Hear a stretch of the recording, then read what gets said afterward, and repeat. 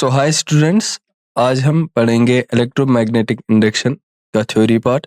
और आज हम इस लेक्चर में कुछ क्वेश्चंस भी सॉल्व करेंगे इसके रिगार्डिंग, इलेक्ट्रोमैग्नेटिक इंडक्शन के रिगार्डिंग। ये हमारा डिस्क्लेमर है।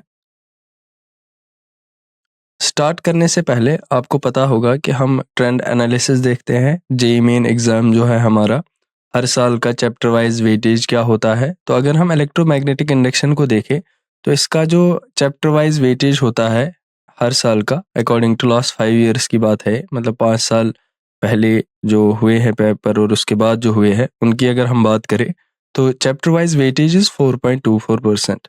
ठीक, तो हर साल 5% के आसपास इस चैप्टर से क्वेश्चंस उठाए जाते हैं। और ये चैप्टर बहुत ही इंपॉर्टेंट है। इसलिए इंपॉर्टेंट है, एक तो इसकी बहुत अच्छी वेटेज है 5% के आसपास, और इससे जो क्वेश्चंस आते हैं वो भी मॉडरेट लेवल के ही आते हैं।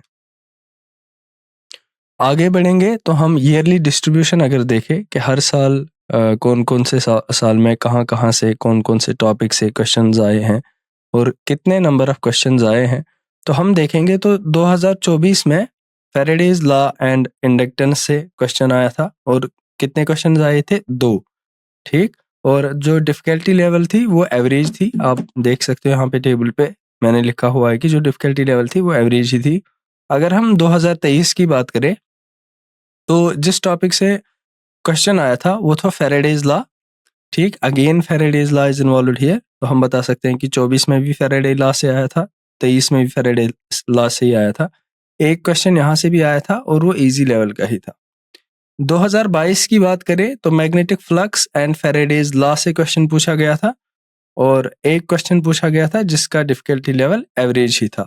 2021 में, मतलब 2021 में कोई क्वेश्चन नहीं पूछा था इस चैप्टर से। तो हम बता सकते हैं कि 2021 वो चैप्टर रहा है पिछले 5 सालों में से जहां से क्वेश्चन नहीं आया है। और 2020 की बात करें तो मैग्नेटिक फ्लक्स और फैराडेज लॉ पे ही क्वेश्चन पूछा गया है। और कितने नंबर ऑफ क्वेश्चंस है? 3 नंबर ऑफ क्वेश्चंस है इन जेईई मेंस। ठीक, और डिफिकल्टी लेवल वही एवरेज में ही पूछा गया है। तो आप इस चैप्टर से जो भी क्वेश्चंस है आप वो अच्छे से करेंगे, आप कंसेप्ट जो है अच्छे से सीखेंगे। तो हम अगर कंसेप्ट अच्छे से सीख पाते हैं तब हम प्रैक्टिस कर सकते हैं क्वेश्चन, और we can solve any question. ठीक है, अब हमारे पास यहाँ पे इस टेबल से हमने ये सीखा कि जो फैराडेज लॉ है, आप देखो फैराडेज लॉ रिपीट हो गया है 2024 में, 2023 में, आप 2022 की बात करें, आप 2020 की बात करें, तो फैराडेज लॉ जो है यहाँ से क्वेश्चन पूछा जाता है। तो ये भी हम इसी लेक्चर में कवर करेंगे ये टॉपिक। तो इसलिए ये लेक्चर हमारे लिए बहुत ही इंपॉर्टेंट बन जाता है।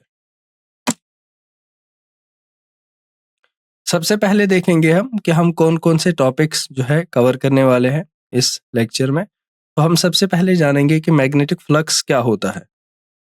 उसके बाद मैंने जैसे बोला कि Faraday's law of electromagnetic induction बहुत ही इंपॉर्टेंट टॉपिक है ये। आपने टेबल से देखा कि हर साल इस टॉपिक से एक ना एक क्वेश्चन आ ही जाता है। इसके बगैर भी जो जेईई मेंस के क्वेश्चंस हैं उनमें फैराडेज लॉ की इन्वॉल्वमेंट होती है। तो अगर आप बताओगे कि इलेक्ट्रोमैग्नेटिक इंडक्शन का जो मेन पोर्शन है वो क्या है, वो यही है, वो है फैराडेज लॉ। तो जब हम इसको डिस्कस करेंगे, सो आई एम एक्सपेक्टिंग कि आप सब लोग मेरे साथ बहुत अच्छे तरीके से कोऑपरेट करेंगे। हम अच्छे तरीके से इसको सॉल्व करेंगे ताकि हमें कोई दिक्कत ना हो प्रॉब्लम सॉल्व करने में। इसके बाद एक और लॉ आता है जिसे लेंजेस लॉ कहते हैं। तो हम इसको भी डिस्कस करेंगे, डिटेल डिस्कशन होगा इस पे। हम मोशनल ईएमएफ पे डिस्कशन करेंगे और आपको बताएंगे कि मोशनल ईएमएफ जो होता है इन एक लूप में मोशनल ईएमएफ कितना होता है। ठीक, हम रोटेशनल ईएमएफ की भी बात करेंगे, ये भी हमारा एक बहुत ही इंपॉर्टेंट टॉपिक है। हम सेल्फ इंडक्शन की बात करेंगे, हम आपको बताएंगे कि सेल्फ इंडक्शन की डेफिनेशन क्या होती है, मैथमेटिकल डेरिवेशन जो है, mathematical formula of self induction वो क्या है, और कैसे हम इस पे क्वेश्चन सॉल्व करेंगे वो हम प्रैक्टिस क्वेश्चंस में करेंगे। ऐसी सेल्फ इंडक्टेंस क्या होता है वो भी हम डिस्कस करेंगे। और हम मैग्नेटिक पोटेंशियल एनर्जी एक इंडक्टर की देखेंगे। हम एक इंडक्टर ले लेंगे और इसका मैग्नेटिक पोटेंशियल एनर्जी को हम डिस्कस करेंगे कि magnetic potential energy of A inductor क्या होता है। ऐसे अगर हम देखें फॉर्मूला फॉर सेल्फ इंडक्टेंस, ठीक है, तो हम फॉर्मूला फॉर सेल्फ इंडक्टेंस भी देखेंगे। हम देखेंगे सेल्फ इंडक्टेंस की फॉर्मूला क्या है। हम जैसे सेल्फ इंडक्टेंस को डिस्कस करेंगे, सेम तरीके से हम म्यूचुअल इंडक्टेंस को भी डिस्कस करेंगे और म्यूचुअल इंडक्शन को भी डिस्कस हम करेंगे। तो मैंने इसलिए लिखा है दोनों को कि म्यूचुअल इंडक्शन भी हम डिस्कस करेंगे और म्यूचुअल इंडक्टेंस भी हम डिस्कस करेंगे।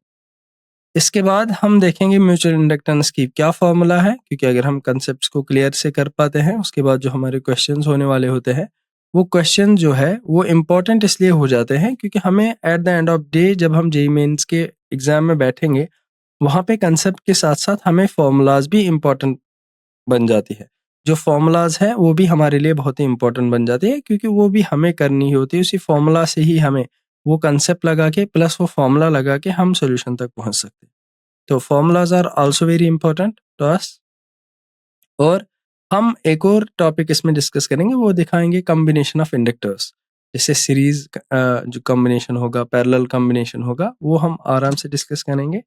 और फाइनली हम एक एडी करंट्स को डिस्कस करेंगे, और एडी करंट्स को डिस्कस करने के बाद हम सम प्रैक्टिस क्वेश्चन इस पे करेंगे, जिससे हमारा कंसेप्ट जो है बहुत ही ज़्यादा क्लियर हो जाएगा। एंड आई होप कि ये लेक्चर हमारे लिए एंजॉइंग हो जाएगा और हम इस लेक्चर को एंजॉय करेंगे।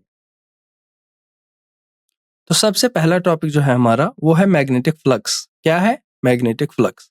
देखो, आप सब ने जो है फ्लक्स पढ़ा होगा, किसमें पढ़ा होगा? इलेक्ट्रिक फ्लक्स में। जब आप पढ़ते हैं गॉस लॉ वगैरह, इलेक्ट्रिक फील्ड पढ़ते हैं, इलेक्ट्रोस्टैटिक्स पढ़ते हैं, तो वहां पे हम क्या पढ़ते हैं? Electric flux. तो इलेक्ट्रिक फ्लक्स को हम कैसे डिस्कस करते हैं? वहां पे हम बताते हैं ये number of field lines, electric field lines crossing perpendicular to the surface होता है। मान लो ये एक मेरा सरफेस है, इसमें से ये नंबर ऑफ फील्ड लाइन्स है, ये फील्ड लाइन्स है, कितने नंबर ऑफ फील्ड लाइन्स इस सरफेस में से परपेंडिकुलरली पास हो रहे हैं, उसे कहते हैं इलेक्ट्रिक फ्लक्स। तो ये जो हमारा मैग्नेटिक फ्लक्स है, ये भी सेम है, डिस्कस करते हैं हम इसको सेम डिफिनीशन से हम डिस्कस करते हैं, but in terms of magnetic field. तो हम क्या बताएंगे मैग्नेटिक फ्लक्स क्या होता है? हम बताएंगे कि मैग्नेटिक फ्लक्स होता है कि अगर एक यूनिफॉर्म मैग्नेटिक फील्ड है, उसमें हम एक एरिया प्लेन ले रहे हैं, एक प्लेन ले रहे हैं जिसका एरिया ए हो, तो इसमें से कितने number of field lines perpendicularly pass हो जाएंगे, उसको कहते हैं मैग्नेटिक फ्लक्स। क्या आपको समझ आया है?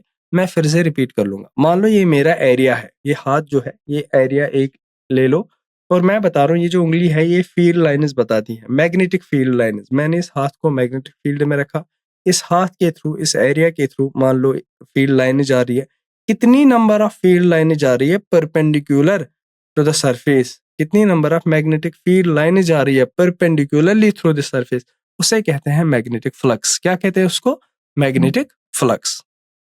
देखो, इस सिंबल को हम फाई कहते हैं, और ये जो सिंबल है बी, इसे देखो, इस सिंबल को हम फाई कहते हैं, जिससे हम मैग्नेटिक फ्लक्स को डिस्कस करते हैं। Phi B stands for magnetic field. अगर हम इलेक्ट्रिक फ्लक्स को डिस्कस कर रहे होते तो हम बताते फाई फॉर फ्लक्स, और यहाँ पे ई आता मतलब इलेक्ट्रिक फ्लक्स। लेकिन खैर, हम अभी मैग्नेटिक फ्लक्स को डिस्कस कर रहे हैं, तो इसका जो डिनोटेशन है वो है फाई बी।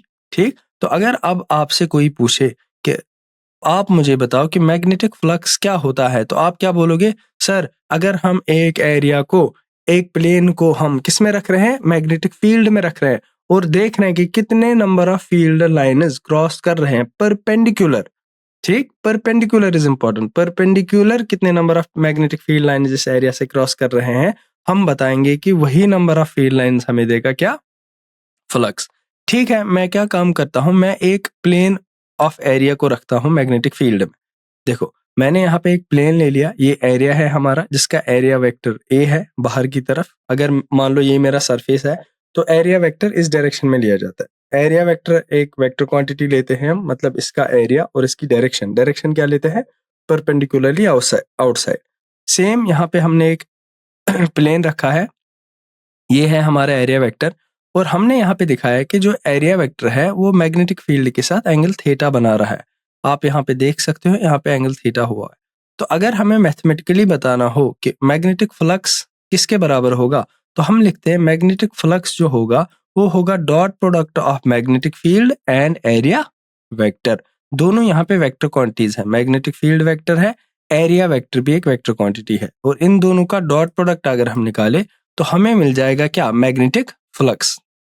अब देखो, ये इक्वेशन आपको सबको आनी चाहिए, क्योंकि जो डॉट प्रोडक्ट होता है बिटवीन टू वेक्टर्स उसमें क्या होता है, magnitude of B, magnitude of A और एंगल कॉस ऑफ एंगल, मतलब कॉस ऑफ थीटा।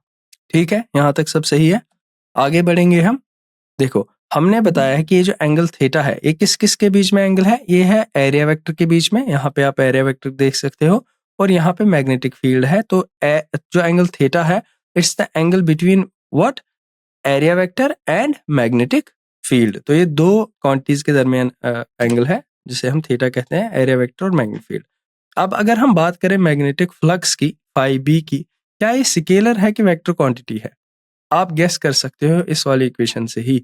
ये क्योंकि डिस्कस ही हम करते हैं dot product of two vector से, इसको हम मैथमेटिकली डिफाइन ही करते हैं dot product of two vector से। तो हमें ये पता होना चाहिए कि जब हमारे पास कोई क्वांटिटी हो वो किसके बराबर हो, डॉट प्रोडक्ट ऑफ दो क्वांटिटीज के बराबर हो।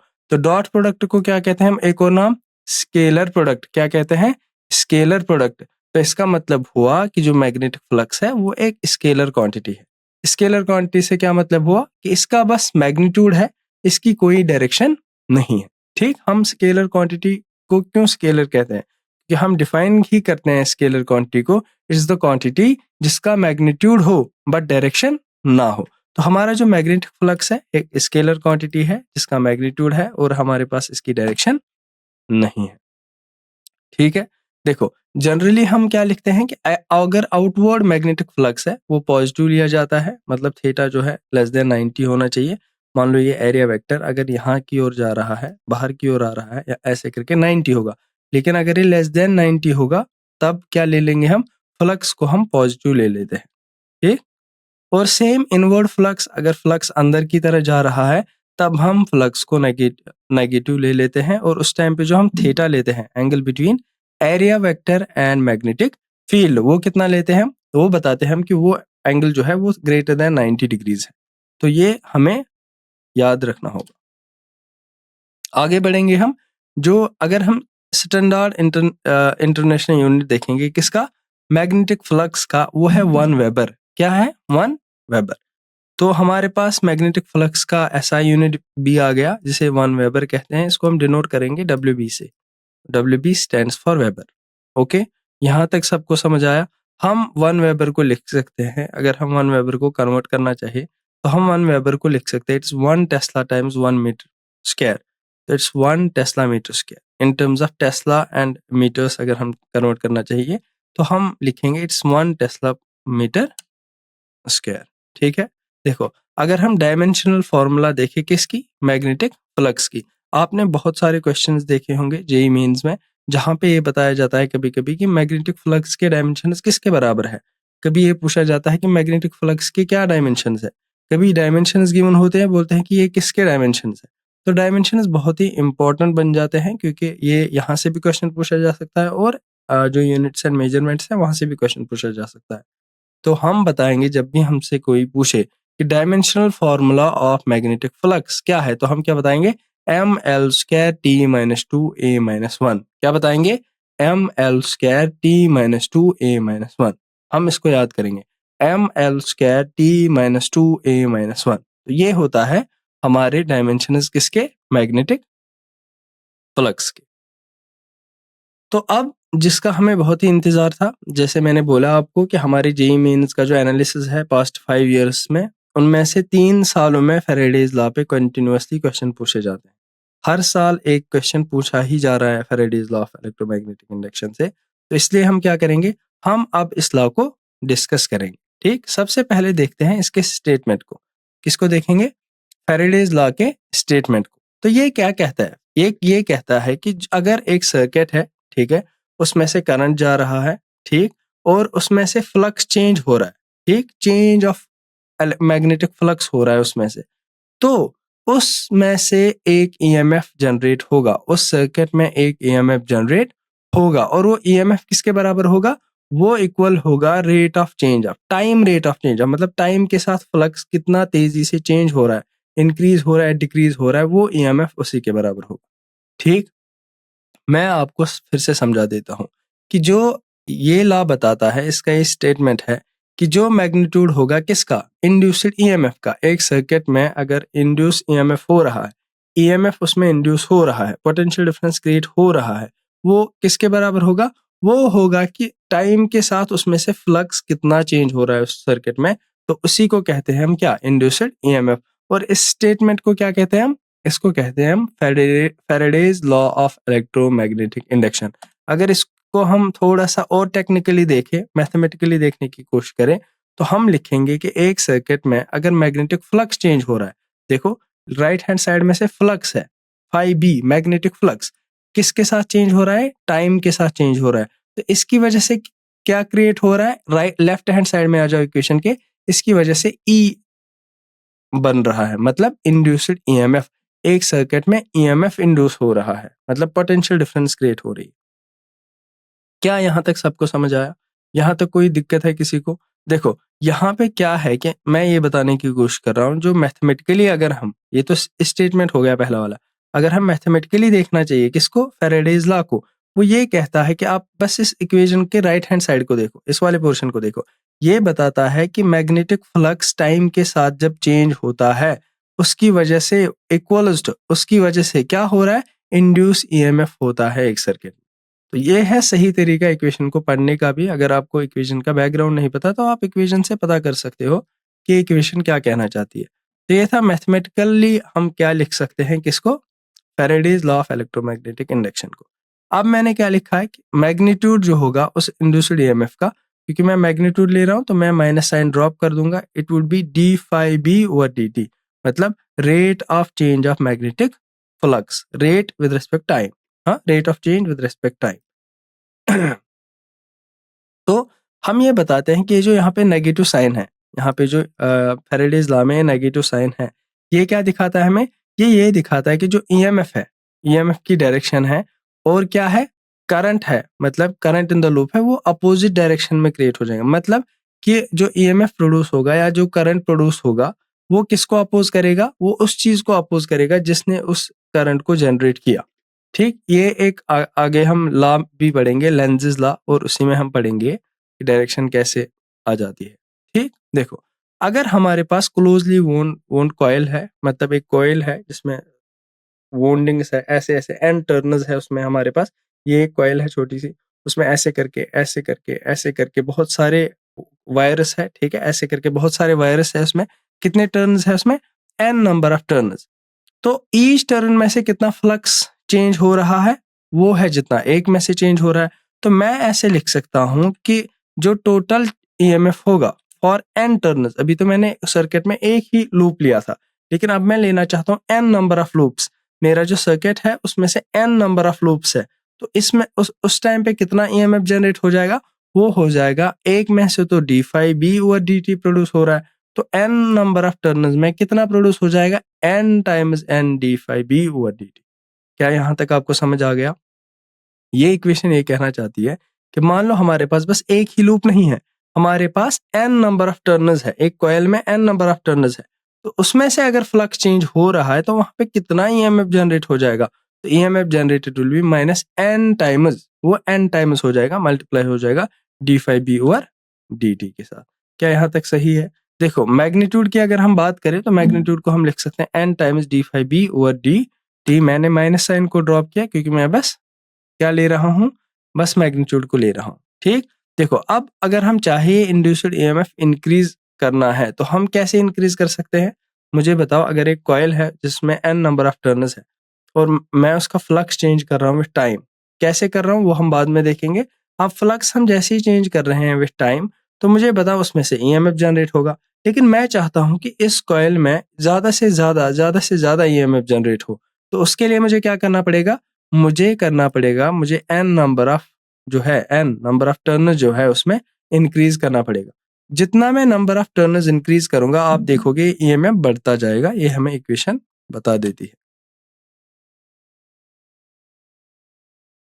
देखो अगर हम अब डायरेक्शन ऑफ इंड्यूस्ड ईएमएफ देखें, मतलब जो हमने ईएमएफ डिस्कस किया that's minus N times D phi B over D T, यहाँ तो कोई दिक्कत नहीं है। अब आती है इसके बाद इक्वेशन जहां पे मैं फ्लक्स फाई बी जो है, याद करो फाई बी को क्या लिखा था मैंने? It was the dot product between B and A, मतलब magnetic field and area vector. मैंने इसको लिखा था B A cos of theta. तो मैंने यहाँ पे जो है फाई बी के बदले लिखा B A cos of theta. तो अब मैं इसको क्या करूंगा, डिफरेंशिएट करूंगा विद रिस्पेक्ट टू टाइम। तो मैं लिखूंगा n, मतलब माइनस साइन आ जाएगा obviously, n is the number of turns, b constant है, यूनिफॉर्म मैग्नेटिक फील्ड है, a area of magnitude of area b है कांस्टेंट, तो d by D T of cos of theta. तो cos theta कहाँ से कहाँ change हो रहा है, cos of theta 2 minus cos of theta 1 in time delta t। यहां तक सबको समझ आ गया? ठीक है। अब बताओ मुझे, अगर हमारा जो सर्किट है जिसमें फ्लक्स चेंज हो रहा है और उस change of flux with respect to time होने की वजह से उसमें एक ईएमएफ जनरेट होता है जो हमें फैराडेज लॉ से पता चला। अगर उसी सर्किट की जो है टोटल रेजिस्टेंस है आर, कितनी है टोटल रेजिस्टेंस आर, तो क्या मैं लिख सकता हूं कि मेरा जो करंट होगा उसमें जो करंट होगा वो पोटेंशियल डिवाइडेड बाय आर होगा।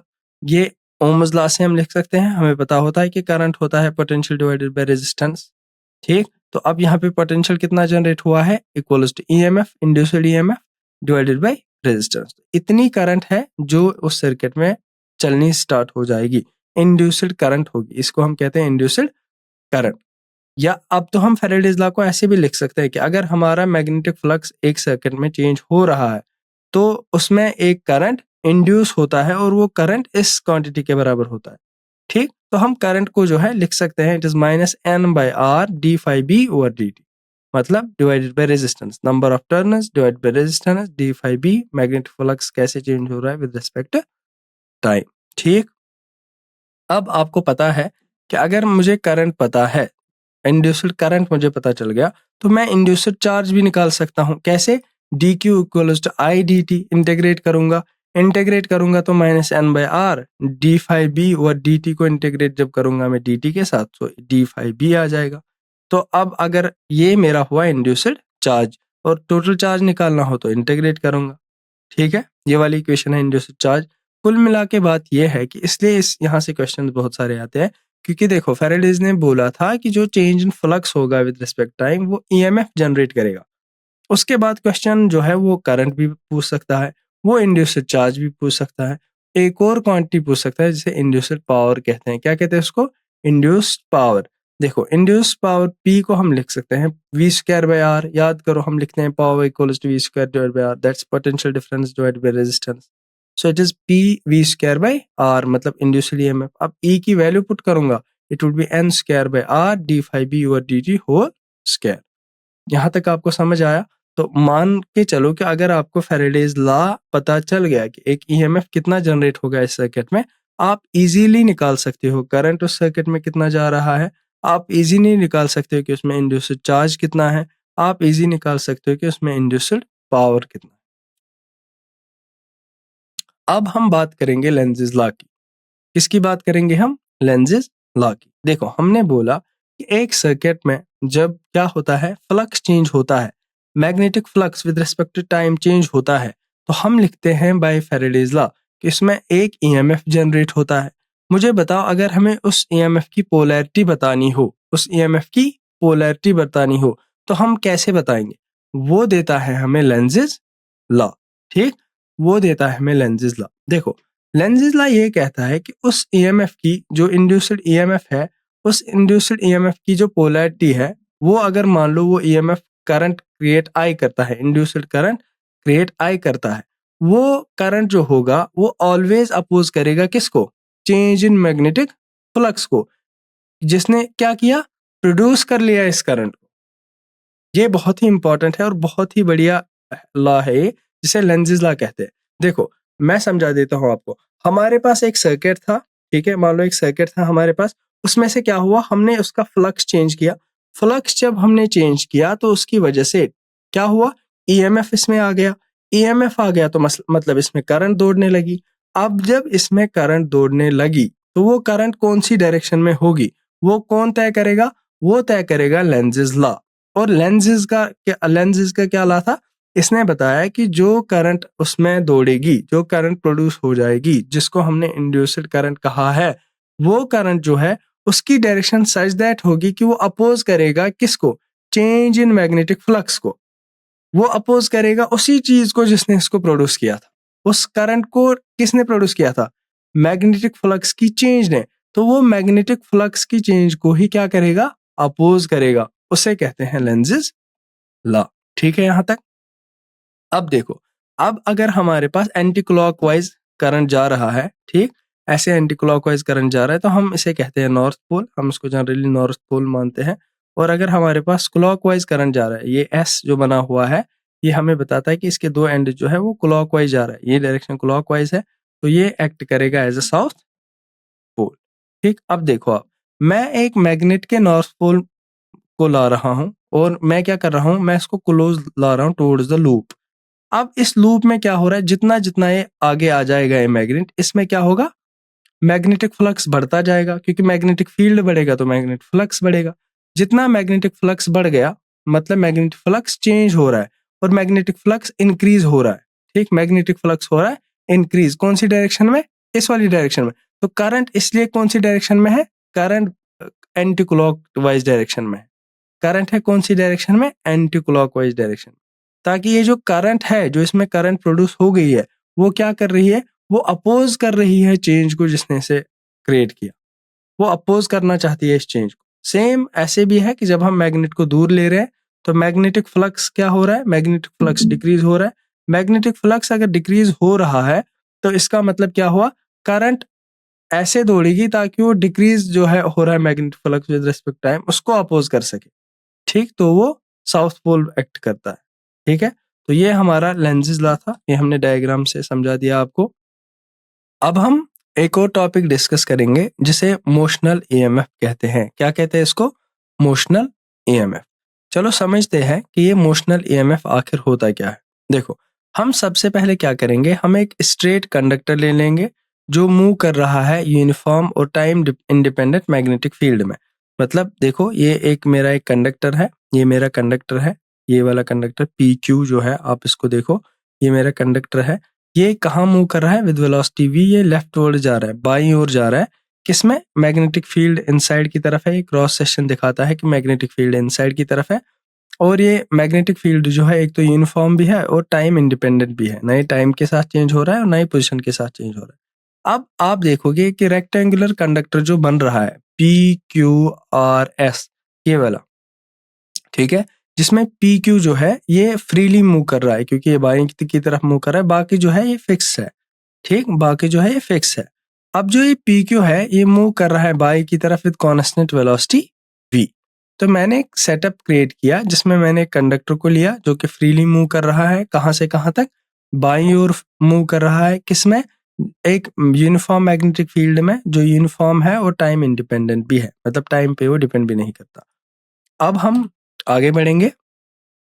हमने देखा कि मान लो कोई फ्रिक्शन नहीं है, जब ये PQ इस रेल पे चल रहा है, मतलब इस वाली स्लाइड पे और इस वाली स्लाइड पे लेफ्टवर्ड जा रहा है, तो हमें यहाँ पे जो है फ्रिक्शन नहीं है, तो एनर्जी लॉस नहीं होगा। ठीक, तो हम ये कह सकते हैं कि PQR जो है क्लोज सर्किट क्रिएट कर रहा है और इसका एरिया कितना है, PQR और S। ठीक, बट क्योंकि ये PQ जो है लेफ्टवर्ड जा रहा है तो इसका एरिया कंटिन्यूअसली क्या होता जा रहा है, डिक्रीज होता जा रहा है। ठीक, क्योंकि इसका एरिया डिक्रीज होता जा रहा है तो क्या हम कह सकते हैं, देखो जब PQ लेफ्टवर्ड जाएगा, ठीक है, तो हमें क्या मिलेगा, हाँ हमें क्या मिलेगा, हमें ये पता चला कि ये x है, ये जो डिस्टेंस है, मान लो ये RQ डिस्टेंस है, ये कंटिन्यूअसली डिक्रीज होती जा रही है। ठीक, ले लो एक टाइम पे, मान लो किसी टाइम पे PQ इस पोजीशन में है, उस टाइम पे डिस्टेंस जो है x है, RS जो है ये फिक्स्ड है, ये लेंथ चेंज नहीं हो रही तो इसको हम L कहेंगे। तो मैग्नेटिक फ्लक्स अगर हमें निकालना पड़ेगा इस वाले एरिया में eight a particular time PQRS में, अगर हम मैग्नेटिक फ्लक्स निकालेंगे तो कैसे निकालेंगे, हमें पता है मैग्नेटिक फ्लक्स को हम लिखते हैं B.A, मतलब magnetic field into area vector. तो BA मल्टीप्लाई हो जाएगा, B मैग्नेटिक फील्ड है और इसका एरिया कितना है PQRS का, इट्स L टाइम्स X। इसलिए मैंने लिखा है जो मैग्नेटिक फ्लक्स होगा यहाँ पे वो हो जाएगा BLX। क्या यहाँ तक सही है, वेरी गुड। हमें डिस्कस करना है एग्जैक्टली क्या, मोशनल ईएमएफ। अब देखो ये जो x है ना, ये कंटिन्यूअसली चेंज होता जा रहा है विद टाइम, ये कम कम कम कम होता जा रहा है। जितना ये बाईं ओर जाएगा, PQ रॉड जो है, जितना ये बाईं ओर जाएगा उतना ही ये x कम होता जा रहा है। ठीक, तो हम बता सकते हैं कि इसकी वजह से क्या हो रहा है, एरिया कम हो रहा है। एरिया कम हो रहा है तो फ्लक्स कम हो रहा है, फ्लक्स कम हो रहा है या बढ़ रहा है तो उसका मतलब इसमें ईएमएफ जनरेट हो जाएगा। ठीक, तो हम क्या लिखेंगे, हम लिखेंगे कि जो ईएमएफ होगा बाय फैराडेज लॉ वो किसके बराबर होगा, वो होगा rate of change of magnetic flux phi B. ठीक, अब देखो minus D by D T of flux कितना हो रहा है, फ्लक्स इसमें से कितना है at a particular time, P Q R S में से वो है बी एल एक्स, ये हमने निकाल दिया। अब मैग्नेटिक फील्ड तो कांस्टेंट है, लेंथ एल भी कांस्टेंट है, बट चेंज क्या हो रहा है, एक्स चेंज हो रहा है। ये जो एक्स डिस्टेंस है कंटिन्यूअसली चेंज हो रही है, क्यों, क्योंकि ये जो कंडक्टर है पी क्यू कंडक्टर जो है ये बाईं ओर जा रहा है, उसकी वजह से जो डिस्टेंस एक्स है ये कंटिन्यूअसली डिक्रीज होती जा रही है। तो मैं क्या लिख सकता हूँ, माइनस बी एल को मैंने बाहर निकाला, D by D T of x. ठीक, अब बताओ मुझे डी एक्स और डी टी, क्या मैं इसको वेलोसिटी लिख सकता हूँ, कैसे डिफाइन करता हूँ मैं वेलोसिटी को, rate of change of displacement.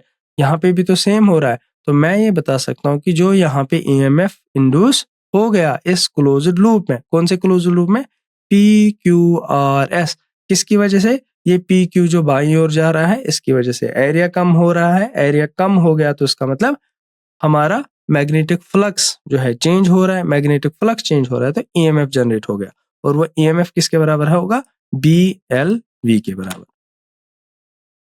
ठीक है, हमने क्या लिखा है यहाँ पे, मैंने लिख दिया कि D X over D T जो है माइनस वी के बराबर लिखा है, तो हम स्पीड ऑफ कंडक्टर को मान रहे हैं कि स्पीड ऑफ कंडक्टर जो है माइनस वी है, क्योंकि minus signature generally goes leftward. क्या यहाँ तक आपको समझ आ गया? ठीक है, तो अब जो ये ईएमएफ जनरेट हुआ, ईएमएफ जो इस सर्किट में क्रिएट हो गया BLV, इसे कहते हैं मोशनल ईएमएफ। क्या कहते हैं हम इसको, मोशनल ईएमएफ। ठीक है, तो हमने क्या किया, तो हमने ये किया कि हम प्रोड्यूस कर सकते हैं ईएमएफ को कैसे, simply by moving a conductor instead of wearing the magnetic field. हमने मैग्नेटिक फील्ड को कोई चेंज नहीं किया, आप देखो मैंने कहीं पे नहीं बोला कि हम मैग्नेटिक फील्ड को चेंज कर रहे हैं, रादर मैंने आपको बोला कि मैग्नेटिक फील्ड जो है वो हमारा क्या है, यूनिफॉर्म है। ये बोल दिया कि वो टाइम इंडिपेंडेंट है, मैग्नेटिक फील्ड को मैंने हर तरीके से कांस्टेंट ले लिया, फिर भी हमने क्या किया, मैग्नेटिक फील्ड को कांस्टेंट करके भी मैं ईएमएफ जनरेट कर पाया, और वो किस वजह से, वो इस वजह से क्योंकि मैंने एरिया कम किया, उसने मैग्नेटिक फ्लक्स चेंज किया और हमारे में इंड्यूस हो गया ईएमएफ, हमारे सर्किट में इंड्यूस हो गया ईएमएफ। ठीक है, देखो अगर हम मोशनल ईएमएफ अब एक लूप में देखें, किसमें, लूप में। ठीक, अगर हम देखें कि हमारे पास दो पैरेलल कंडक्टिंग रेल्स है, ठीक है, तो हमारे पास मोशनल ईएमएफ कितना जनरेट हो रहा था, BLV, और डायरेक्शन कौन दे देगा, ये दे देगा फ्लेमिंग्स लेफ्ट हैंड रूल। जैसा अभी तक हमने किया, हमने एक ईएमएफ निकाला, हमने बताया कि फ्लेमिंग्स लेफ्ट हैंड रूल से हम अब इसको डायरेक्शन दे सकते हैं। ये हमारा लेफ्ट हैंड हो गया, तो ये हमारा फ्लेमिंग्स लेफ्ट हैंड रूल, ऐसे करके हमारे पास दो क्वांटिटीज होगी, हम तीसरे की डायरेक्शन निकाल सकते हैं, जो आपको वैसे ही मिल जाएगा। ठीक, अब देखो, अब हमारे पास है इंड्यूस्ड करंट, क्या है, इंड्यूस्ड करंट, जो मैंने सेटअप बनाया है अभी, जिसपे हम PQ को मूव करा रहे थे, उसमें ईएमएफ आया BLV मैग्नीट्यूड। अब मैं चाहता हूं कि उसमें कितनी करंट पैदा हो, वो हो जाएगा पोटेंशियल डिवाइड बाय रेजिस्टेंस, जैसे मैंने इससे पहले भी कर दिया, तो मैं बता सकता हूं it is BLV divided by R, R stands for resistance. यहां तक सबको समझ आ गया, यहां तक सबको समझ आ गया। अब मुझे बताओ, अगर हमारे पास एक करंट कैरिंग वायर है जिसकी लेंथ L है, करंट I कैरी कर रहा है, तो वो मैग्नेटिक फोर्स उस पर कितना हो जाएगा, वो हो जाएगा BIL। तो हमने क्या किया, B को हमने ऐसे ही रखा, I की वैल्यू पुट की BLV बाय R, और हमारे पास V मिल गया। तो ये हमें मिल जाएगा कि इस पे मैग्नेटिक फोर्स जो लगेगा वो B square L square V by R हो जाएगा। अब जैसे हमने मोशनल ईएमएफ को किया, वैसे ही हम एक और क्वांटिटी को डिस्कस करेंगे जिसका नाम है रोटेशनल ईएमएफ। क्या नाम है उसका, रोटेशनल ईएमएफ। ठीक है, अब देखो, मान लो मेरे पास एक कंडक्टिंग रॉड है, क्या है मेरे पास, कंडक्टिंग रॉड, जिसका लेंथ मैं L ले रहा हूं, और मैं मान के चल रहा हूं कि ये रोटेट कर रहा है एक एक्सिस के थ्रू जो इसके एक साइड से जा रही है। ठीक, मान लो ये मेरे पास एक कंडक्टिंग रॉड है, ये मेरे पास एक कंडक्टिंग रॉड है, और ये जो है ये एक एक्सिस है जो इसके एक एंड से जा रही है, और इसी एक्सिस के रिगार्डिंग ये रोटेट कर रहा है। मान लो ये ऐसे रोटेट कर रहा है, दिस इज द रोटेशन, तुम समझ रहे हो, मतलब ये इसका एक्सिस हो गया, ये हो गया हमारे पास, ऐसे ये रोटेशन जा रही है, this is the rod that's rotating, इसकी लेंथ L है और ये रोटेट कर रही है एक एक्सिस के थ्रू जो इसके एक एंड से जा रही है, कितनी एंगुलर वेलोसिटी के साथ, ओमेगा के साथ, और वो कौन से प्लेन में, जो मैग्नेटिक फील्ड के परपेंडिकुलर हो। मतलब ये देखो, ये कौन से प्लेन में घूम रही है, मान लो एक्स वाई प्लेन में घूम रही है, तो मैग्नेटिक फील्ड कौन से डायरेक्शन में है, जेड डायरेक्शन। ठीक, तो हम ये कहते हैं कि जो इंड्यूस्ड ईएमएफ इसमें होगा किस किस के बीच में, जो रॉड के दो एंड्स है, जो मैंने रॉड्स लिए थे, इन दो रॉड्स के बीच में जो मोशनल ईएमएफ हो जाएगा उसको हम कहते हैं रोटेशनल ईएमएफ। रोटेशनल क्यों? क्योंकि यहाँ पे रोटेशनल मोशन है। ठीक, और उसका अगर हमें मैग्नीट्यूड बताना हो तो हम बताते हैं कि उसका मैग्नीट्यूड होगा half of B L square omega. Half constant factor है, बी हो गया मैग्नेटिक फील्ड, एल हो गया लेंथ उस कंडक्टर की, और ओमेगा हो गया एंगुलर वेलोसिटी, वो किस एंगुलर वेलोसिटी से रोटेशन कर रहा है। अब जो हम आगे पढ़ने वाले हैं वो है सेल्फ इंडक्शन। क्या है सेल्फ इंडक्शन? देखो, सेल्फ इंडक्शन क्या होता है। मान लो हमारे पास एक सर्किट है, ठीक है, इसमें से हमने क्या किया, हमने सेम फ्लक्स अगर चेंज कर लिया। देखो, self induction is the phenomena in which N electromotive force is induced. Same हमने बोला कि हम एक सर्किट ले रहे हैं, एक ही सर्किट है यहाँ पे जिसमें से ईएमएफ जनरेट हो रहा है। ठीक, और किसकी वजह से जनरेट हो रहा है? Due to change in current flowing through it. ठीक, देखो हमने बताया कि अगर हमारे पास एक सर्किट है जिसमें से क्या हो रहा है, ईएमएफ जनरेट हो रहा है, किसकी वजह से? इसकी वजह से कि इसमें से करंट जनरेट हो रहा है, इसमें से करंट फ्लो हो रहा है, तो हम क्या बता सकते हैं कि ये मैग्नेटिक फ्लक्स को लिंक करेगा through the coil resulting in the generation of EMF that of the chain. तो अब जो हम नया टॉपिक पढ़ने वाले हैं वो है सेल्फ इंडक्शन। क्या पढ़ने वाले हैं हम? Self induction. तो सेल्फ इंडक्शन क्या होता है? सेल्फ इंडक्शन में ये होता है कि एक इलेक्ट्रोमोटिव फोर्स, ठीक है, इंड्यूस हो जाता है किसमें? एक कॉइल में। मान लो ये हमारी एक कॉइल है और इसमें क्या हो रहा है, ईएमएफ इंड्यूस हो गया। किसकी वजह से? किसकी वजह से? हमने इसमें चेंज कर लिया, किसका? करंट को हमने चेंज कर लिया। तो इसे कहते हैं सेल्फ इंडक्शन। तो हम ये बता सकते हैं जब हमने करंट को चेंज किया, इसने क्या किया, इसने मैग्नेटिक फ्लक्स जो है कॉइल के साथ, इसको ऑल्टर किया और उसकी वजह से एक ईएमएफ जनरेट हो गया जो किसके अपोजिट है? चेंज इन करंट के अपोजिट। तो इसे कहते हैं सेल्फ इंडक्शन। देखो, इंडक्टेंस जो है एक इनहेरेंट प्रॉपर्टी है इलेक्ट्रिक सर्किट्स की। ये बहुत ही इंपॉर्टेंट मैसेज है कि जो इंडक्टेंस है वो इनहेरेंट प्रॉपर्टी होती है इलेक्ट्रिक सर्किट्स की, और इसे हम कहते भी है क्या? Electrical inertia. क्या कहते हैं हम इसको? Electrical inertia. एक इंडक्टर जो है, जो यहाँ पे देखो, यहाँ पे एक इंडक्टर है, ये इसकी सिंबल है। एक इंडक्टर जो है इसको हम आइडियल इंडक्टर तब कह सकते हैं जब इसकी रेजिस्टेंस जीरो हो। कितनी रेजिस्टेंस हो इसकी? जीरो रेजिस्टेंस हो। या हम कभी कभी ऐसे पूछते हैं कि क्वेश्चन में बताया गया है कि जो हमारे पास इंडक्टर है इस सर्किट में वो आइडियल इंडक्टर है, तो आपको उसकी रेजिस्टेंस उस टाइम पे किसके बराबर लेनी पड़ेगी? जीरो के बराबर लेनी पड़ेगी। यहाँ तक आपको सबको समझ आ गया? ठीक, अगर हम ध्यान से देखें, जो हमारा इंडक्टर होता है वो अपोज करंट को नहीं करता, वो करंट को अपोज नहीं करता, बट किसे अपोज करता है? वो अपोज करता है चेंजेस जो सर्किट में हो रही है। लाइक अगर ग्रोथ या डिके ऑफ करंट हो रहा है तो वो इसी चेंज को अपोज करता है इस सर्किट में। अब सेल्फ इंडक्टेंस पे अगर हम और बात करें तो हम बता सकते हैं कि जो फ्लक्स होता है किसके साथ? n नंबर ऑफ टर्न्स के साथ। मान लो हमारे पास एक कॉइल में, एक सर्किट में n नंबर ऑफ टर्न्स है, तो वो किसके प्रोपोर्शनल होता है? फ्लक्स जो लिंक हो जाएगा इसके साथ वो किसके प्रोपोर्शनल होगा? वो होता है कि करंट कितनी जा रही है इस कॉइल में से।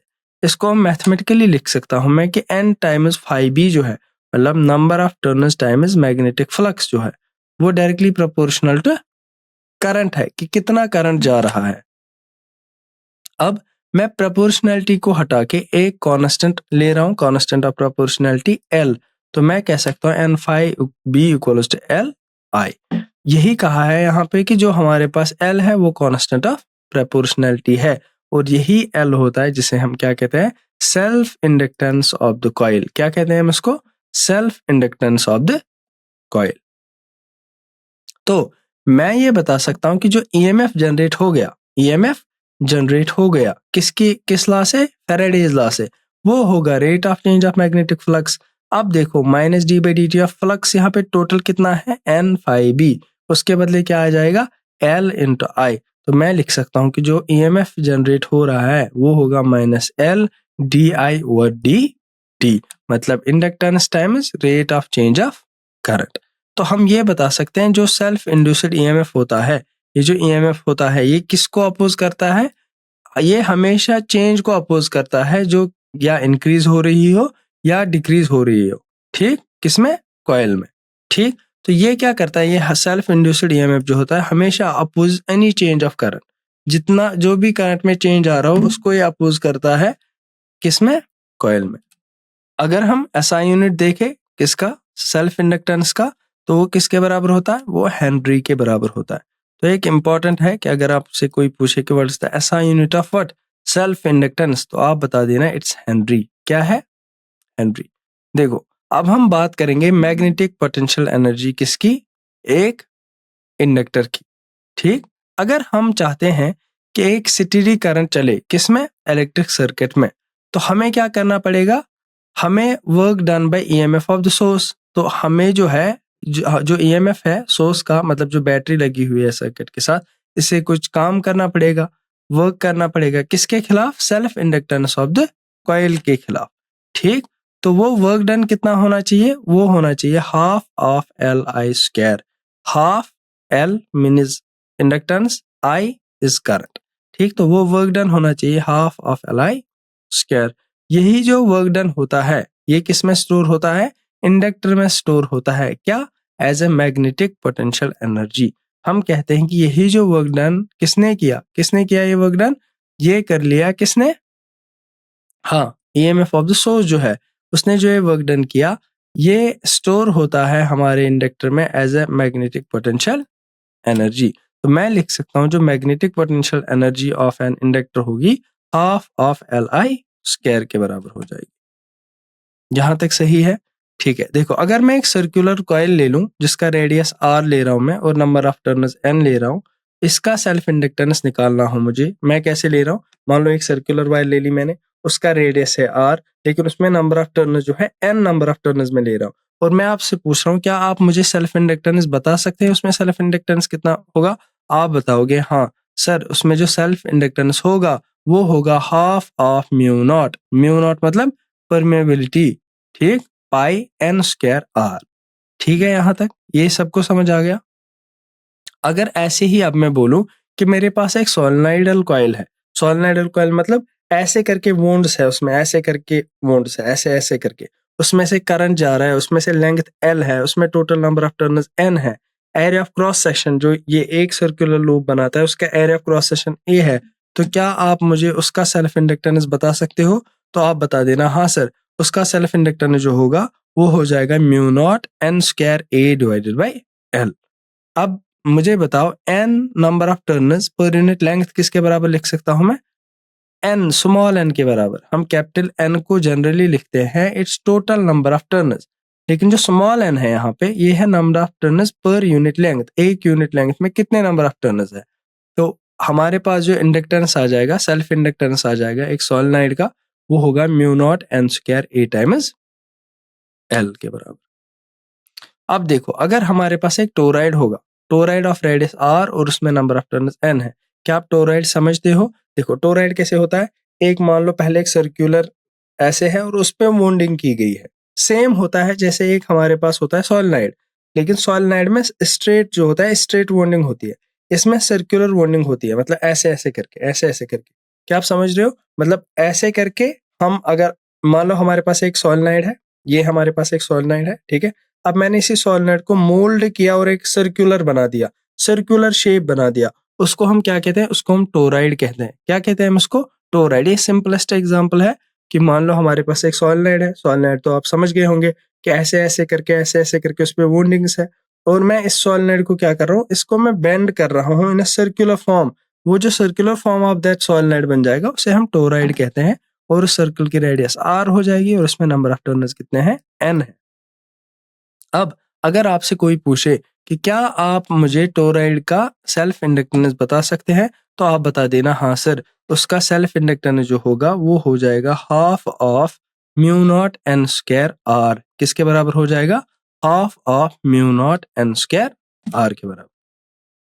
अब हमारे पास एक स्क्वायर कॉइल अगर होगा, अब हमारे पास एक स्क्वायर कॉइल है, ऐसे स्क्वायर है जिसमें से जो एक कॉइल है उसमें से जो साइड है, ये वाला साइड, मान लो हर एक साइड सेम ही होता है स्क्वायर में, वो साइड जो है ए, और इसमें टोटल नंबर ऑफ टर्न जो है एन, मतलब ऐसे एन नंबर ऑफ टर्नस है इसमें, तुम समझ रहे हो, एन नंबर ऑफ टर्नस है इसमें।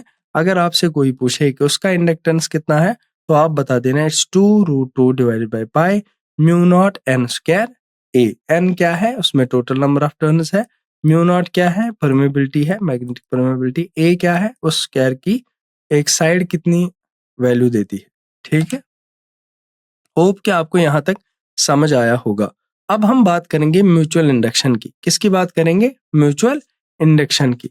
देखो, म्यूचुअल इंडक्शन एक ऐसा फिनोमेना है जिसमें क्या हो रहा है, ईएमएफ इंड्यूस होता है एक कॉइल में, ठीक, कब, जब करंट फ्लो हो रहा है थ्रू ए नेबरिंग कॉइल, और वो करंट चेंजिंग करंट है। ये इंपॉर्टेंट, देखो मैं बताता हूँ, म्यूचुअल का मतलब होता है कि दो के बीच में हो रहा है, दो कॉइल्स के बीच में हो रहा है। तो कैसे हो रहा है, मेरे पास एक कॉइल है मेरे हाथ में, लेफ्ट हैंड में, मेरे बाएं हाथ में, दूसरी कॉइल है मेरे दाएं हाथ में, ये मैंने दोनों कॉइल्स को होल्ड करके रखा है। Can you imagine these two coils, here are these two coils, here are these two coils. मेरे पास दो कॉइल्स है जिनको मैंने दो हाथों से होल्ड कर रखा है। तो क्या हो रहा है, एक कॉइल में, इस वाले कॉइल में, इस वाले कॉइल में क्या हो रहा है, मैं करंट चेंज कर रहा हूं। क्या कर रहा हूं, चेंज, करंट चेंज कर रहा हूं विद टाइम। तो इस चेंज करंट की वजह से यहाँ पे इसमें ईएमएफ इंड्यूस हो रहा है, उसको कहते हैं, इस फिनोमेना को कहते हैं म्यूचुअल इंडक्शन। क्या कहते हैं हम इसको, म्यूचुअल इंडक्शन। देखो, मान लो हमारे पास दो कोएक्सियल सॉलिनॉइड्स है, दोनों की कोएक्सियल मतलब दोनों की जो है एक्सिस सेम है, मैं आपको दिखा दूंगा, और उनकी लेंथ है L, और हम जो है इनर सॉलिनॉइड को S1 बताएंगे, जिसकी रेडियस R1 होगी, और नंबर ऑफ टर्न्स होंगे N1, number of turns per unit length. देखो, मेरे पास दो सॉलिनॉइड है, कोएक्सियल सॉलिनॉइड है, दोनों की लेंथ है L, इनर सॉलिनॉइड को मैंने S1 कहा है जिसकी रेडियस है R1, number of turns per unit length है N1। ऐसे ही जो बाहर का जो मतलब कोएक्सियल सॉलिनॉइड्स है ना, तो बाहर भी एक सॉलिनॉइड हो जाएगा, तो उसको मैंने कहा है S2, नंबर ऑफ टर्न्स है उसमें N2, स्मॉल n2, जिसकी रेडियस है R, ठीक है, और let N1 and N2 be the number of turns of coil S1 and S2 respectively. हम क्या मानते हैं कि मान के चलो कि टोटल नंबर ऑफ टर्न जो है कॉइल S1 में वो N1 है, और टोटल नंबर ऑफ टर्न जो है S2 में वो N2 है। ये जो N2 है, ये है number of turns per unit length, ये जो N1 है, ये है number of turns per unit length in solenoid 1। लेकिन ये अब N1 हम ले रहे हैं, हम एज्यूम कर रहे हैं कि मान लो N1 जो है इस S1 सॉलिनॉइड में टोटल नंबर ऑफ टर्न जो है वो N1 है, और इस N2 S2 सॉलिनॉइड में टोटल नंबर ऑफ टर्न जो है वो N2 है। ठीक है, तो अब हमें क्या करेंगे, मान लो कि हमने एक करंट I2 दे दिया, किसको हमने एक करंट दे दिया, किसको, S2 सॉलिनॉइड को, ये हमारा बाहर का जो बड़ा सॉलिनॉइड है इसको हमने S2 कहा है। ठीक, तो इससे क्या होगा, ये मैग्नेटिक फ्लक्स क्रिएट करेगा। अगर हमने बाहर के सॉलिनॉइड में करंट दे दी तो एक मैग्नेटिक फील्ड क्रिएट होगा, मैग्नेटिक फील्ड क्रिएट होगा तो मैग्नेटिक फ्लक्स क्रिएट होगा, और वो मैग्नेटिक फ्लक्स किसके थ्रू जाएगा, वो जाएगा मान लो S1 के थ्रू। ठीक, मान लो कि phi1 जो है ये फ्लक्स जनरेट हो गया, और मान लो जो S2 ने क्या किया, फ्लक्स जो है इसने क्रिएट किया वो है phi1, और जो है S1 सॉलिनॉइड में से कॉरस्पॉन्डिंग फ्लक्स कितना जा रहा होगा वो हम देखेंगे। हम ये लिख सकते हैं कि N1 number of turns times phi1 जो होगा, ये फ्लक्स phi1 वो किसके बराबर होगा, वो लिखते हैं हम M12I2 के बराबर। ये M12 जो है म्यूचुअल इंडक्टेंस बताता है, और I2 जो है वो है current through solenoid second S2। ठीक, तो हम ये बताते हैं M12 को हम म्यूचुअल इंडक्टेंस ऑफ सॉलिनॉइड 1 कहते हैं विद रिस्पेक्ट टू सॉलिनॉइड 2। आप इस नोटेशन को ध्यान में रखो, इट्स M12 मतलब mutual inductance of solenoid 1 with respect to solenoid 2। ठीक, इसे आल्सो क्या कहते हैं, म्यूचुअल इंडक्शन कहते हैं। हम इसको क्या कहते हैं, और म्यूचुअल इंडक्शन कहते हैं। देखो, अगर हम N1 टाइम्स L करें, व्हाट्स N1, N1 जो है it's number of turns per unit length in S1 solenoid, अंदर वाले सॉलिनॉइड में, और मल्टीप्लाई करें लेंथ L, तो हम बताएंगे ये क्या देगा हमें, ये टोटल नंबर ऑफ टर्न्स देगा हमें S1 में। तो क्या हम लिख सकते हैं N1 के बदले कि N1 L1 लिख सकते हैं, तो मैंने M12 को लिखा it's mu not N1 N2 pi R1 square times L। तो ये आ जाएगा मुझे mutual inductance of solenoid 1 with respect to solenoid 2। ठीक, देखो अगर हम अब क्या करें कि magnetic field due to I2 in S2 is, अगर हम देखें कि मैग्नेटिक फील्ड कितना जनरेट हो रहा है किसकी वजह से, जब हमने करंट I2 दे दिया किसमें, S2 में, वो है म्यू नॉट N2 I2, ये हमें पता है मैग्नेटिक फील्ड B की वैल्यू। तो हम रिजल्टिंग फ्लक्स को जो किसके थ्रू जा रहा है, कॉइल S1 के थ्रू जा रहा है, उसको कैसे लिख सकते हैं फिर, it's N1 Φ1 equals to N1L, N1 is number of turns per unit length in S1 solenoid, pi R1 square, R1 है radius of inner solenoid, mu naught N2, N2 है number of turns per unit length in the outer solenoid, and I2 is the current through the outer solenoid। मैंने कुछ नहीं किया, मैंने just यहाँ पे magnetic field की वैल्यू डाल दी जो मुझे आउटर solenoid की है। सॉल्व करूंगा तो मुझे मिल जाएगा N1 Φ1 equals to mu not N1 N2 pi R1 square L times I2। ठीक है, अब हम रिवर्स केस करेंगे। रिवर्स केस में क्या करेंगे, मान लो करंट I1 पास हो रहा है थ्रू सोलेनोइड S1, अभी तो हमने I2 को लिया था कहां से, S2 के थ्रू, है ना। अब मैं बता रहा हूं कि नहीं, अब हम रिवर्स केस करेंगे, उसमें क्या करेंगे, हम सोलेनोइड 1 में से करंट I1 पास कराएंगे, तो फ्लक्स जो होगा किस में से, S2 में से कितना हो जाएगा, कैन यू गेस, हाँ, it would be N2 Φ2 will be equal to M21 I1। ठीक, अब देखो यहाँ पे एक M21 आ गया, तो M21 क्या है, इसे कहते हैं म्यूचुअल इंडक्टेंस ऑफ सोलेनोइड 2। ये मैंने बोला था डिनोटेशन बहुत ही इंपॉर्टेंट है, तो मैं लिख सकता हूँ mutual inductance of solenoid 2 with respect to 1। ठीक है, तो हमने M21 को भी लिख दिया। अब फर्दर हम लिखेंगे कि जो फ्लक्स है हमारा किसकी वजह से, करंट I1 की वजह से, किसमें, S1 में, वो क्या है, वो इनसाइड S1 ही है। देखो अगर फ्लक्स यहाँ से, ये मैग्नेटिक फील्ड इनसाइड क्रिएट कर रहा है, मैग्नेटिक फील्ड इनसाइड की तरफ क्रिएट हो रहा है, ठीक है, तो हम बता सकते हैं कि जो फ्लक्स जा रहा है S2 में से, वो तो उतना ही है ना जो S1 में से जा रहा है। ठीक, तो हम क्या लिख सकते हैं फिर, हम ये लिख सकते हैं N2 Φ2 जो होगा वो N2L के बराबर हो जाएगा पाई R1 स्क्वायर के, और mu naught N1 I1। Mu naught N1 I1 जो है magnetic field due to inner solenoid है, जब इसमें से करंट I1 जा जाता है। हम N2L को क्या बताते हैं, ये N2L है total number of turns in S2 solenoid. ठीक, ये हमें पता है, तो हम लिख सकते हैं कि जो म्यूचुअल इंडक्टेंस होगा M21, mutual inductance of what, solenoid 2 with respect to solenoid 1, तो वो हो जाएगा mu not N1 N2 pi R1 square times L के बराबर। अब देखो, अब हमारे पास अगर फॉर्मूला देखें हम म्यूचुअल इंडक्टेंस की, फॉर्मूला देखें म्यूचुअल इंडक्टेंस की, तो हम क्या एज्यूम कर रहे हैं, जो कपलिंग कांस्टेंट्स है, कपलिंग कोएफिशिएंट्स है, वो 1 के बराबर है, और मीडियम जो है हमारा वो फ्री स्पेस है। ठीक, तो हमारे पास अगर सबसे पहले pair of concentric circular coils ले लेंगे, मान लो ये हमारे पास एक कॉइल है, सर्कुलर कॉइल, और इसके बीच में एक और सर्कुलर कॉइल है, तो एक कंसेंट्रिक सर्कुलर कॉइल ले लेंगे, और उसका अगर हम फॉर्मूला निकालें कि उसका म्यूचुअल इंडक्टेंस कितना होगा, वो हो जाएगा mu not N1 N2 pi R1 square by twice R2। ठीक, R1 मतलब इनर जो हमारे पास सर्कल है उसका रेडियस, और आउटर का R2। ठीक है यहाँ तक, हाँ, स्मॉलर रेडियस है जो R1 जो है रेडियस ऑफ कॉइल है, जो कि छोटा वाला हमारे पास कॉइल थी, अंदर की कॉइल है, उसकी रेडियस R1 है, और जो बाहर का हमने लिया था दूसरा बड़ा वाला सर्कल, उसका रेडियस है R2। ठीक है, तो हमने म्यूचुअल इंडक्टेंस इन दोनों के बीच में निकाल दिया। अब अगर मैं पेयर ऑफ सोलेनोइडल कॉइल ले लूंगा, किसमें करूंगा, वुंड ओवर वन अनदर, तो हमें जो म्यूचुअल इंडक्टेंस मिल जाएगा वो M हो जाएगा mu not N1 N2 A divided by L। ए हो जाएगा एरिया ऑफ क्रॉस सेक्शन। ठीक है, अगर हमारे पास दो म्यूचुअली कॉइल्स है, म्यूचुअली कपल्ड कॉइल है, देन हमारे पास एक थ्योरम है जिसे कहते हैं क्या, थ्योरम ऑफ रेसिप्रोसिटी। क्या कहते हैं हम उसको, थ्योरम ऑफ रेसिप्रोसिटी। तो हम ये बताते हैं कि M12 जो होगा वो M21 के बराबर हो जाएगा, और वो M के बराबर हो जाएगा। मतलब क्या है, M12 equals to M21 mutual inductance of solenoid 1 due to solenoid 2। Equals to mutual inductance in solenoid 2 into 1, तो ये दोनों बराबर हो जाएंगे और हम इसको m के बराबर पुट कर सकते हैं।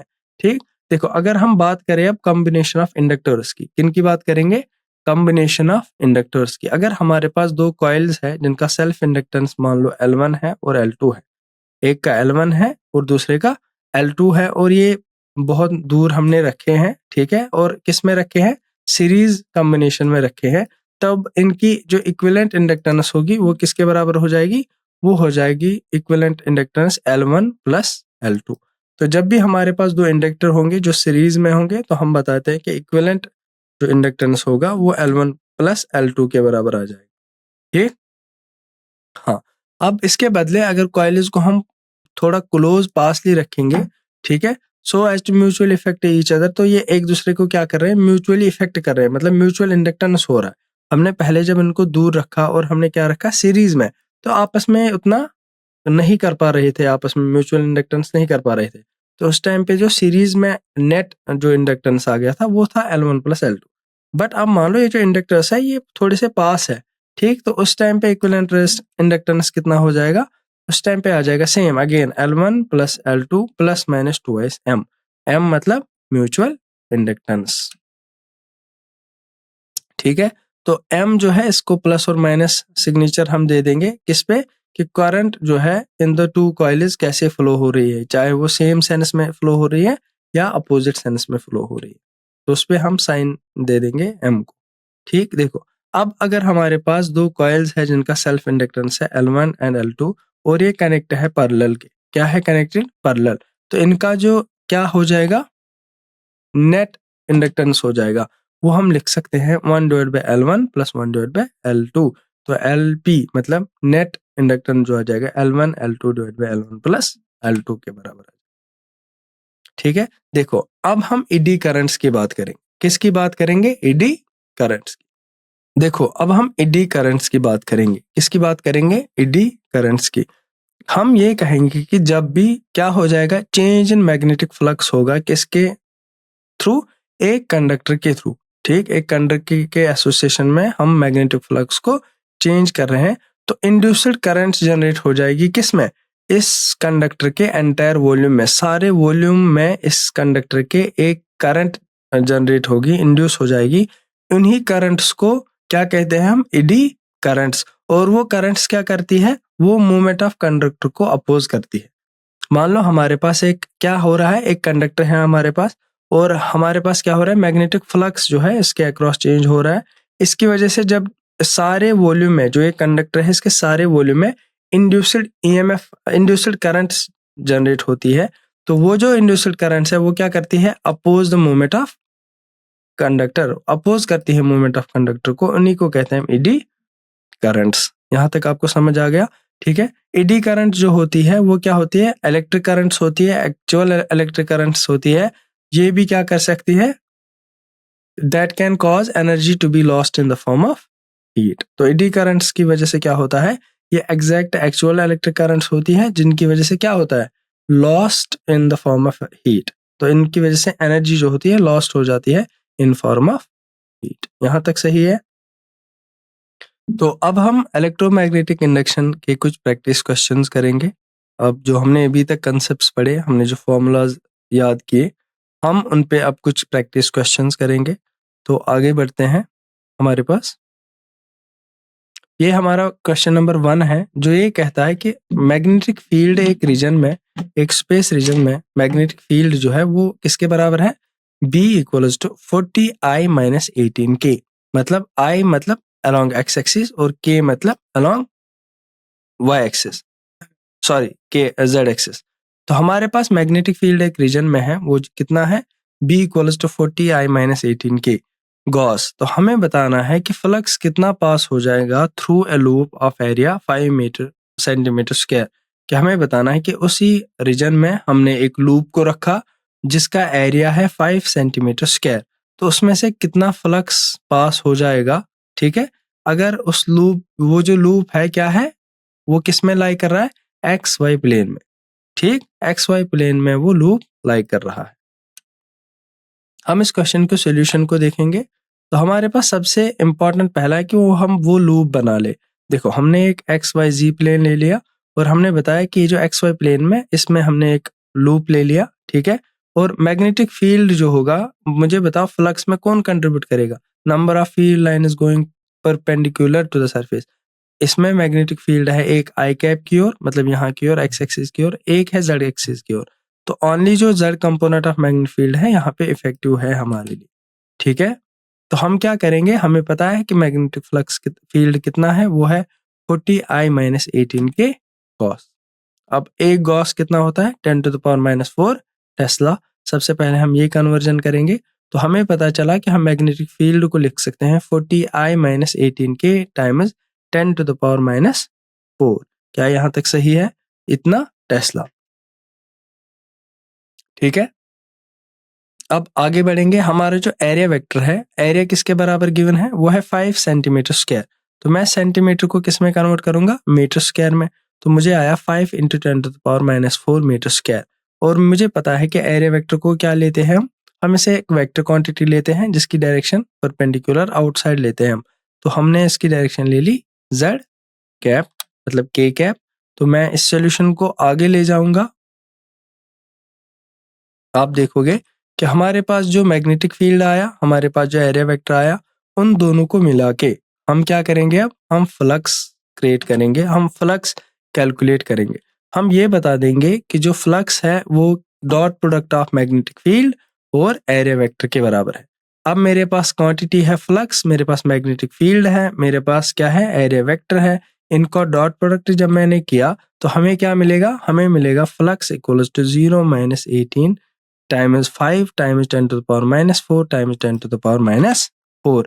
यहाँ पे यूनिट इसलिए नहीं लिखा हुआ है, देखो यहाँ पे फ्लक्स को हम कैलकुलेट करेंगे -90 × 10⁻⁸, यानी फ्लक्स किसके बराबर होगा? -900 × 10⁻⁹।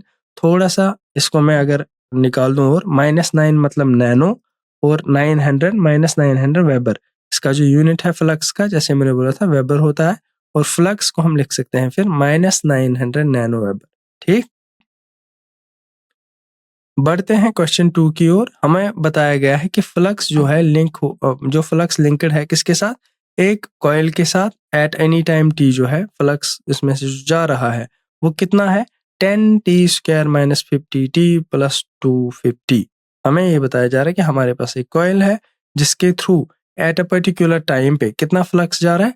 10t² - 50t + 250। तो हमें ये बताना है कि इंड्यूस्ड ईएमएफ कितना हो जाएगा इसमें at t = 3 seconds। तो हमारे पास ऑप्शंस गिवन है -190 volt, -10 volt, 10 volt and 190 volt. तो इसका जो आंसर है वो आंसर बी है। हम इसको थोड़ा सा एनालाइज करेंगे कि कैसे हमारा आंसर बी आ गया। देखो फ्लक्स जो है दिया हुआ कि एट एनी टाइम t जो है फ्लक्स कितना जा रहा है? That's 10t² - 50t + 250। इतना फ्लक्स जा रहा है। तो मैं ये बता सकता हूँ कि Faraday's law of electromagnetic induction से कि कितना ईएमएफ जनरेट हो जाएगा इसमें, इंड्यूस कितना ईएमएफ हो जाएगा? That will be -d/dt of flux phi, ठीक। Rate of change of flux ही हमें क्या देता है? ईएमएफ देता है। तो मैं क्या करूंगा? फ्लक्स की वैल्यू पुट करूंगा 10t² - 50t + 250, और इसकी डिफरेंशिएशन करूंगा विद रिस्पेक्ट टू टाइम। तो मुझे मिलेगा फ्लक्स जो है वो किसके बराबर मिलेगा? -10 × 2t, जब पावर डाउन पावर -1, सो -50। तो एट t = 3 सेकेंड्स पे अगर मैं इसकी वैल्यू निकालूं तो आ जाएगा -10 वोल्ट। तो कितना इंड्यूस ईएमएफ हो जाएगा इसमें? वो हो जाएगा -10 वोल्ट का। यहाँ तक सबको समझ आ गया? यहाँ तक सबको समझ आ गया? अब देखो, अब हम क्वेश्चन नंबर 3 को करेंगे। क्वेश्चन नंबर 3 क्या कहता है कि हमारे पास एक कॉइल है जिसमें n टर्न्स है और इसकी रेजिस्टेंस है R ओम। कितनी है? R ओम। वो कनेक्ट की गई है गैल्वेनोमीटर के साथ जिसकी रेजिस्टेंस है 4R, ठीक। पहले की रेजिस्टेंस है R और उसको हमने कनेक्ट किया गया है किसके साथ? गैल्वेनोमीटर के साथ, और उस गैल्वेनोमीटर की जो रेजिस्टेंस है वो है 4R ओम।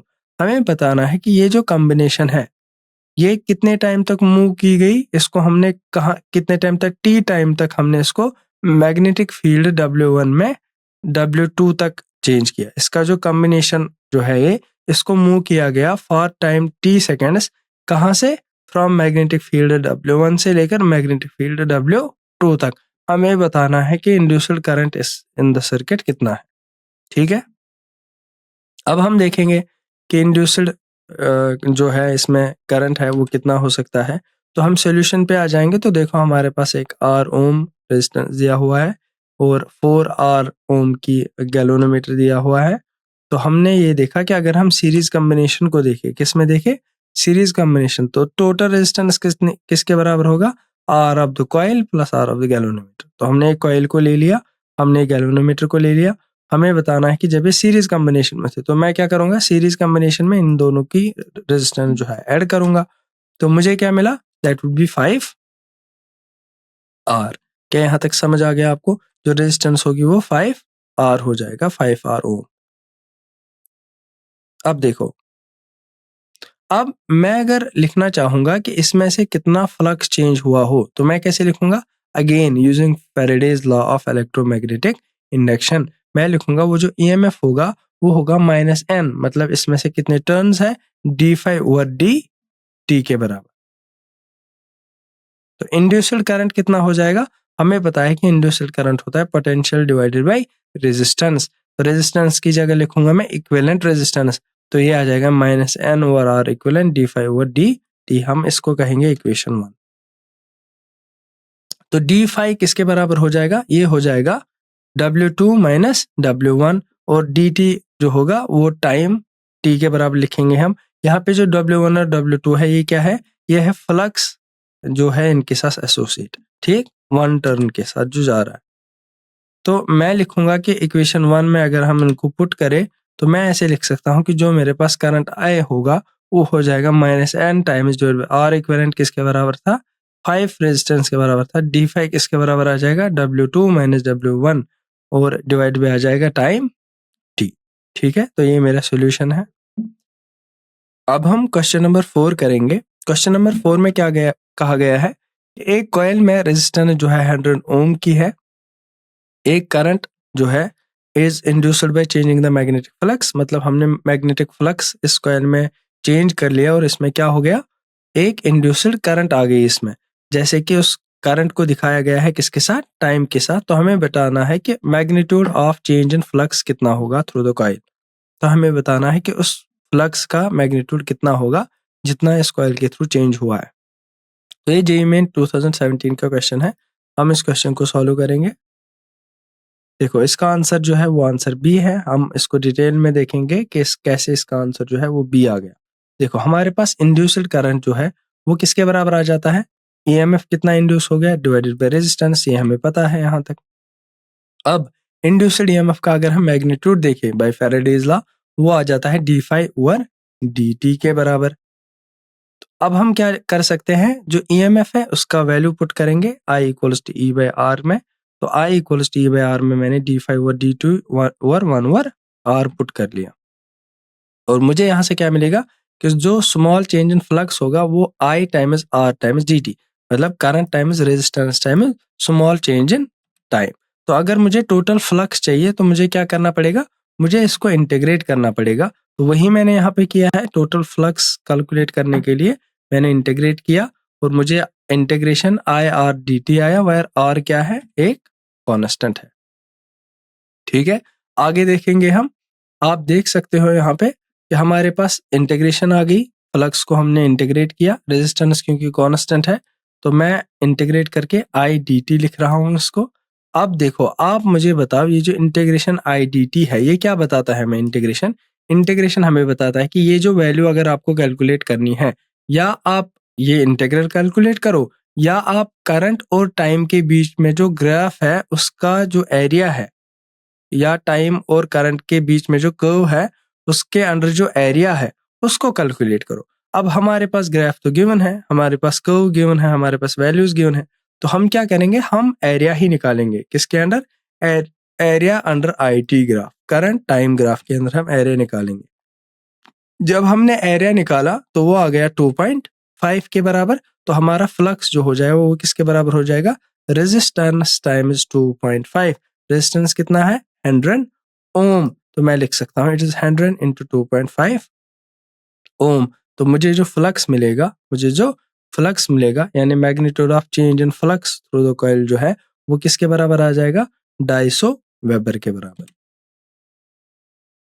क्वेश्चन नंबर 5 करेंगे हम, ठीक है। क्वेश्चन नंबर 5 में क्या बोला गया है कि हमारे पास एक सिलेंड्रिकल बार मैग्नेट है जो कि रोटेट कर रहा है अबाउट इट्स एक्सिस, ठीक है। एक वायर को कनेक्ट किया गया है फ्रॉम द एक्सिस और इसको क्या किया गया है, उससे टच कर रखा है किसको, सिलेंड्रिकल सरफेस को थ्रू ए कांटेक्ट, ठीक। तो हमें बताना है कि a direct current flows in the ammeter A, हमें ये बताना है क्या एक डायरेक्ट करंट फ्लो हो रहा है एमीटर के थ्रू, क्या कोई करंट फ्लो नहीं होगा एमीटर ए के थ्रू, या an alternating sinusoidal current flows through the ammeter A जिसका time period 2 pi by omega के बराबर होगा, या हमारे पास एक time varying non sinusoidal current flow हो जाएगा थ्रू द एमीटर। हम इसके सॉल्यूशन को देखेंगे तो हमें आंसर मिल जाएगा बी। हम इसको डिटेल देखेंगे कि हमें आंसर जो है इसका बी कैसे मिल रहा है। अब देखो मुझे क्या है, मेरे पास एक सिलेंड्रिकल बार है जिसको हम रोटेट कर रहे हैं अलोंग एक्स एक्सिस, ये है इसकी एंगुलर वेलोसिटी और ये है इसकी एक्सिस, ठीक। अब क्या किया गया है कि वायर को कनेक्ट किया गया है एक एक्सिस के थ्रू और ये किसको टच किया गया है, outer surface of the cylinder.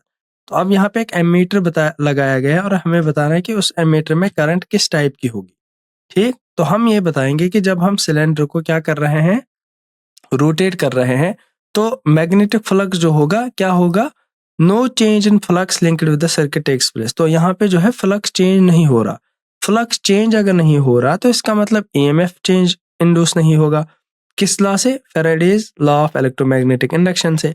मतलब क्योंकि फ्लक्स चेंज नहीं हो रहा तो ईएमएफ जो है इंड्यूस नहीं होगा, तो हम बताएंगे कि कोई करंट नहीं पास हो जाएगी एमीटर ए के थ्रू, ठीक है। अगर यहाँ पे क्या होता, फ्लक्स चेंज हो जाता, तब हम बताते फ्लक्स चेंज हुआ तो ईएमएफ जनरेट हुआ, ईएमएफ जनरेट हो गया तो करंट हमारे पास आ जाएगी, ठीक। यहाँ तक आप सबको समझ आया। Thank you for being patient with me, thank you for being with me, okay, thank you.